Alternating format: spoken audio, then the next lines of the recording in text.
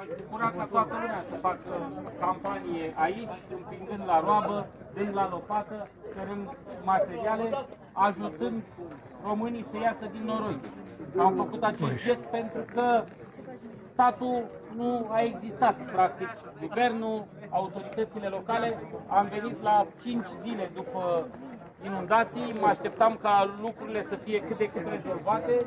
Oamenii stăteau în noroi până în gât. Am scos la propriu oamenii trei străzi. Începe mâine pieptuirea lor, erau pur și simplu impracticabile, nu puteai să intri cu mașina.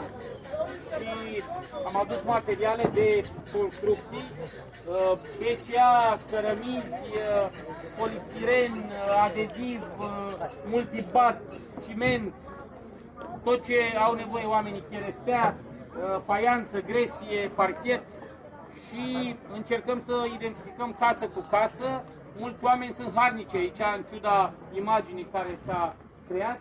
Avem var, avem gled.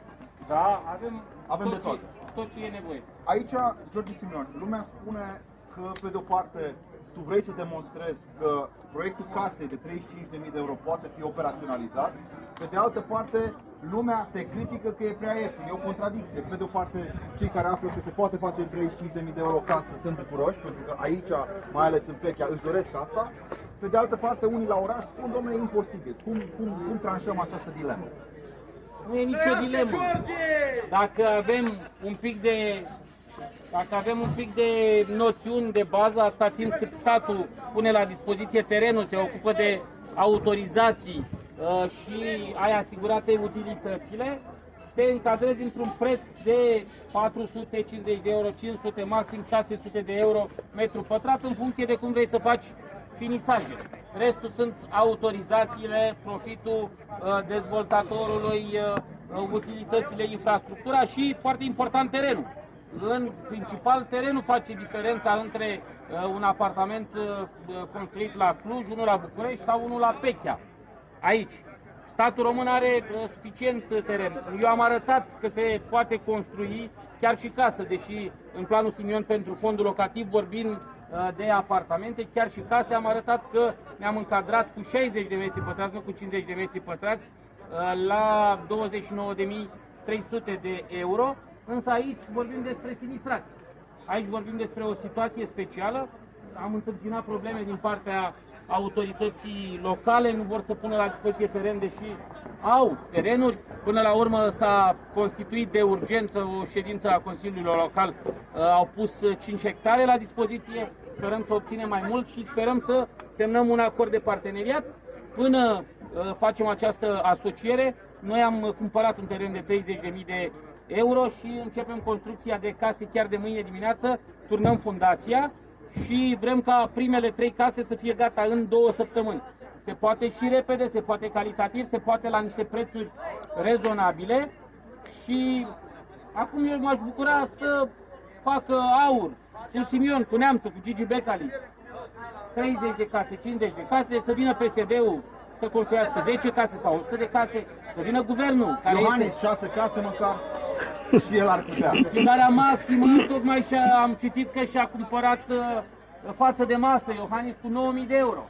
În momentul în care noi suntem aici, în noroi, suspendând campania electorală și stând de duminică până acum, el se plimbă cu un avion a cărui chirie costă 600.000 de euro, probabil ca de obicei cu escală la Sibiu, 600.000 de euro, când prețul obișnuit pentru o astfel de închiriere e undeva la 30-40.000 de euro. Sfidarea este maximă din partea celui care se crede stăpân peste noi și are la brelocul său 2 partide, de stânga și de dreapta, chipurile, PSD-ul și PNL-ul. Un președinte director de șantier, ce așteaptă românii?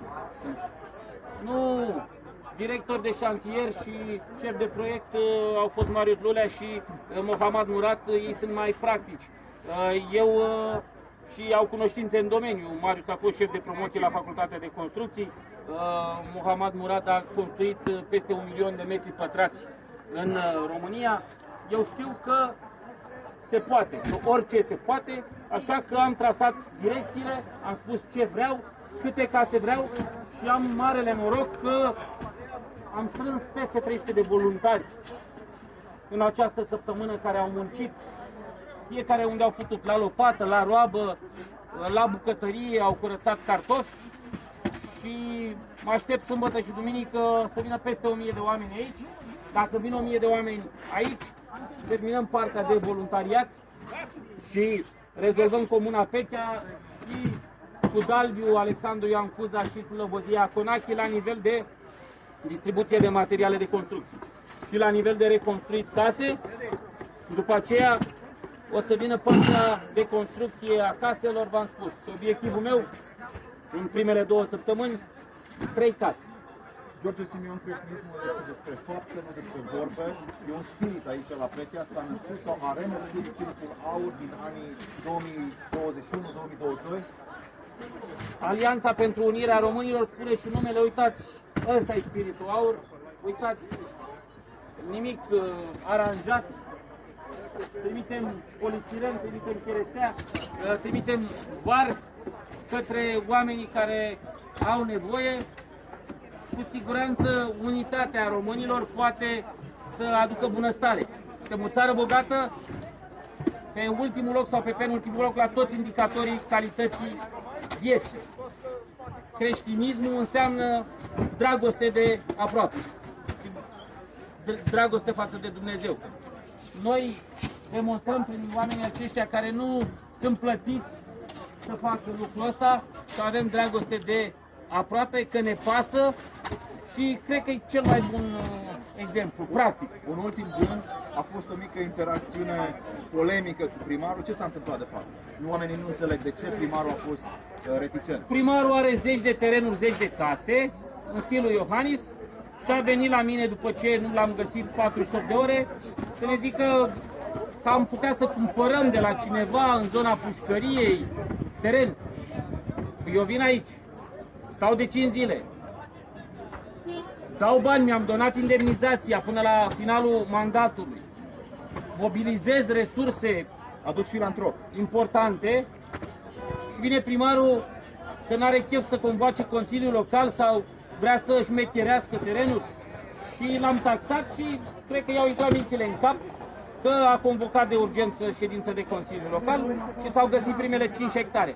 Se poate mai mult și voi arăta, dacă unii zic campanie electorală sau necampanie electorală, că noi putem să facem și ceilalți care au guvernare, au bugete, știu să dea cupoane, vouchere, pomană și să țină oamenii dependenți de ei în niște barăci.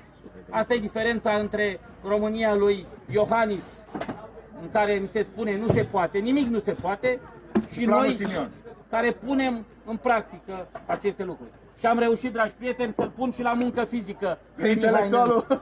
De bunăvoie, ca să nu zică unii că îl trimitem la canal. Succes, mulțumim mult. Doamna Șuter. Doamna Șuter. Bravo!